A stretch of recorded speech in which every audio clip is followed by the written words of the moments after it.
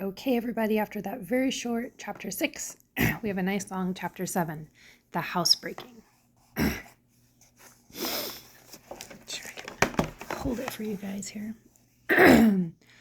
Don't try to run away again, Fagin warned Oliver the following day. Just remember, you would have died of hunger if the Dodger hadn't found you along the road. If you get into trouble with the police again, I won't be able to keep you out of jail. One night after Oliver's return, Fagin went to visit Sykes and Nancy. When can we do the robbery at Chertsey? Asked Fagin. It can't be done, said Sykes. None of the lady servants will go along with us. Well, if we can't do it from the inside, planning robberies, how about from outside? Asked Fagin, who had his heart set on the job. I'll give you something extra. Okay, it's a deal, replied Sykes, but I've checked out the house, and I'll need a person small enough to climb through a little window. Oliver's just the boy for you, said Fagin, grinning at Nancy. I have him well trained by now. He won't cause any more trouble. We'll do it the night after tomorrow, then, said Sykes. There won't be a moon then. Nancy, you bring Oliver to me. Oliver was reading when Nancy arrived. She sank into a chair and moaned loudly. God forgive me, she cried. This wasn't my idea, but Bill Sykes wants you. Do whatever he tells you to do, and keep your mouth shut. He's a mean man, and he'll kill you to save himself. What does he want me for? Asked Oliver. For no good, replied the girl. She's nice, but with a bunch of bad dudes. Nancy grabbed Oliver's hand and led him into the street. He thought of screaming for help or running away. The girl guessed what he was thinking. I've tried to help you, but I couldn't, she said, and you can't help yourself either. If you want to get away from here, now's not the time. I promised Fagin and Sykes that you'd be quiet and would obey them. If you don't listen to them, harm will come to both you and me. I might even be killed. Please don't make me suffer any more. When they came to Sykes's house, the robber held up a pistol. He loaded it and warned Oliver that if he made any noise or tried to run away, he would be shot. Wow. It was 5 o'clock in the morning when Sykes and Oliver left the house. The boy was given a cape to cover himself with and a big handkerchief to tie around his neck. Sykes patted the pistol in his coat pocket. Oliver turned to take a last look at Nancy, but she sat staring at the fireplace. Sykes and Oliver walked for a whole day until they reached a dark, decaying house at the edge of a river.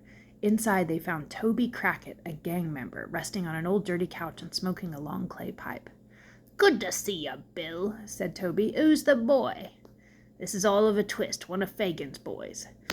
Toby looked at Oliver and smiled at Fagin's choice of a new boy. His dirty fingers, covered with large cheap rings, twisted the long reddish curls that made a circle around the outside of his bald head.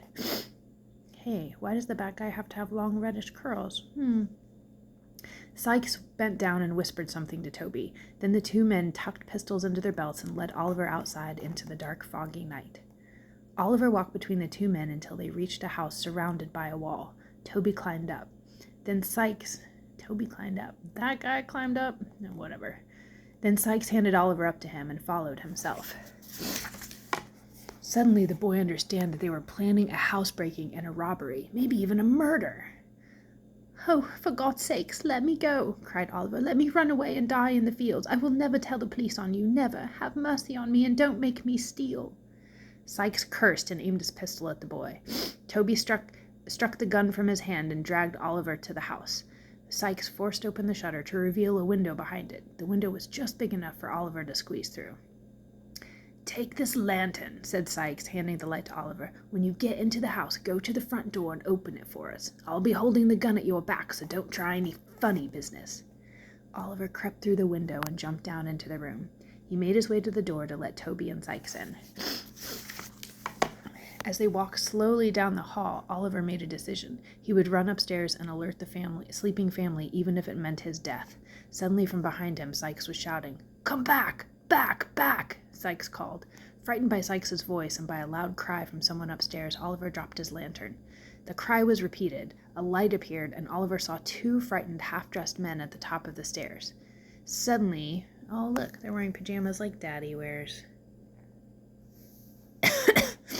Suddenly there was a flash and a loud noise. Oliver staggered back. Sykes fired his own pistol at the two men in the house, then dragged Oliver off the floor and through the door. The boy was bleeding badly. Oh, he got shot. Oliver heard shouts and pistol shots and felt himself being carried over soft, wet ground. A cold, deadly feeling crept over the boy's heart. The noises grew dim. Then he saw and heard no more. Yikes. Cliffhanger. But I'm pretty sure with this much book left, he's probably going to make it.